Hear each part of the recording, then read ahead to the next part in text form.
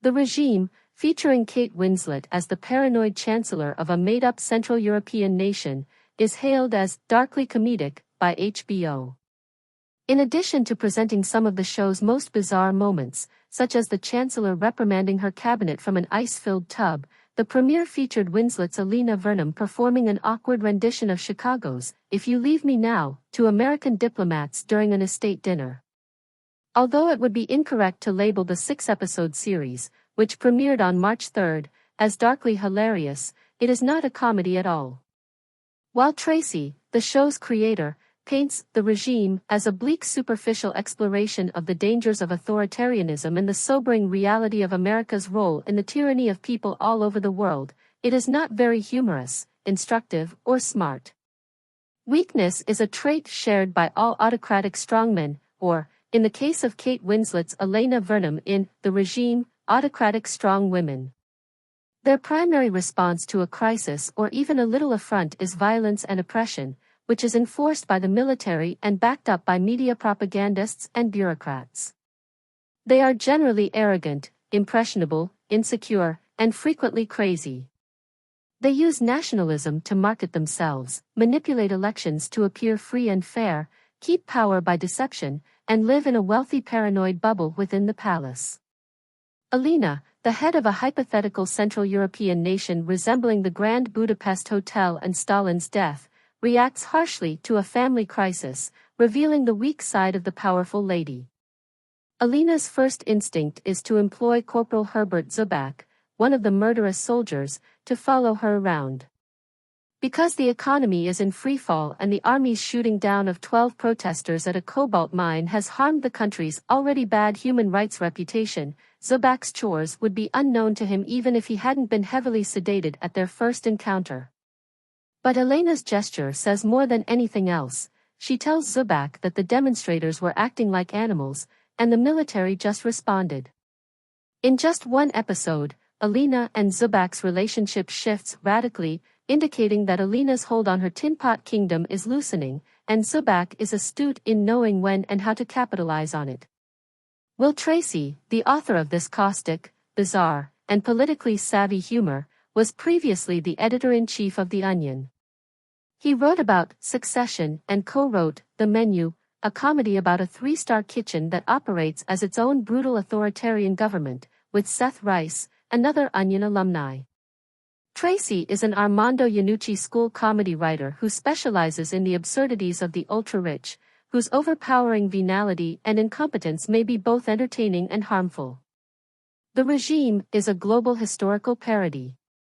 Elena's castle exudes paranoia, reminiscent of Dr. Strangelove, particularly on Victory Day, when she defeated the previous neo-Marxist chancellor in an election that may or may not have been fair. Given America's interest in Central and South America's cobalt deposits, it appears that the traditional CIA staged capitalist-friendly right-wing coups. Elena resembles General Jack D. Ripper, played by Sterling Hayden in Strangelove. Instead of being concerned about communists fluoridating the water and destroying our sensitive biological fluids, Elena worries that spores have contaminated the palace. A chancellor nearly destroying her own palace is an appropriate image for a crumbling monarchy, but we're not sure if the spore obsession started with her. Others, particularly Susan, Elena's finance minister, and her doctor, who is linked to Susan's hip, take advantage of Elena's inadequacies. Even Elena can smell the vultures gathering as she holds an official luncheon with the CEO of an American energy business as the main guest.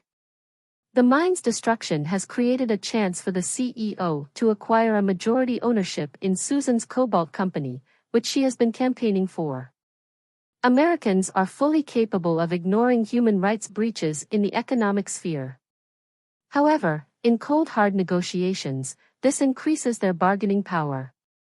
The episode's main point is the reaction, which is as amusing and character-revealing as Kendall Roy's well-known L to the OG WAP tribute to his father on Succession. Instead of a DJ Squiggle original, Elena's song is a lounge version of Chicago's If You Leave Me Now, showcasing Winslet's unusual accent and vocal range, which differ greatly from Peter Cetera's. She sings to the audience, "If you leave me now, you'll take away my heart.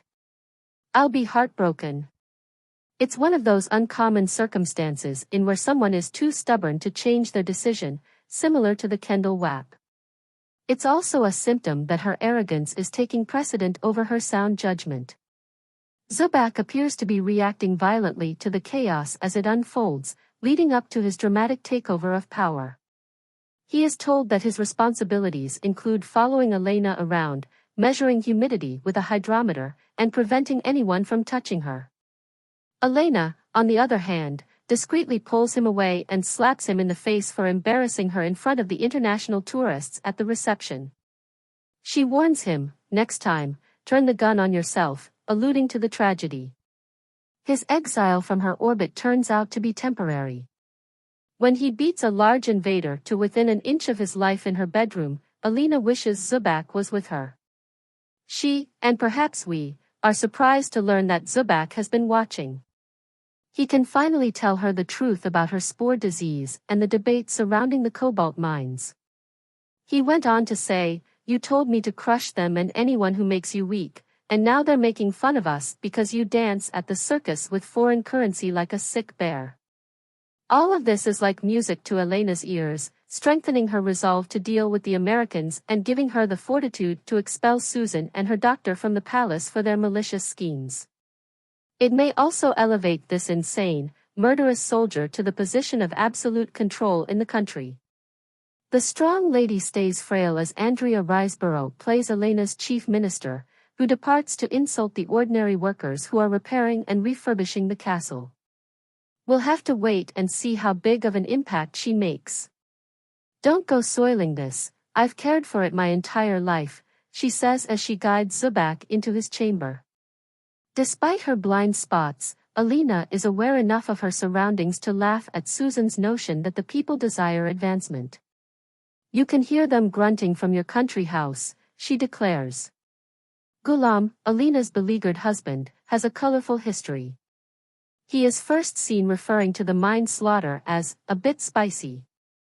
Later, he discreetly informs guests at the reception about meeting her in Paris and eventually leaving.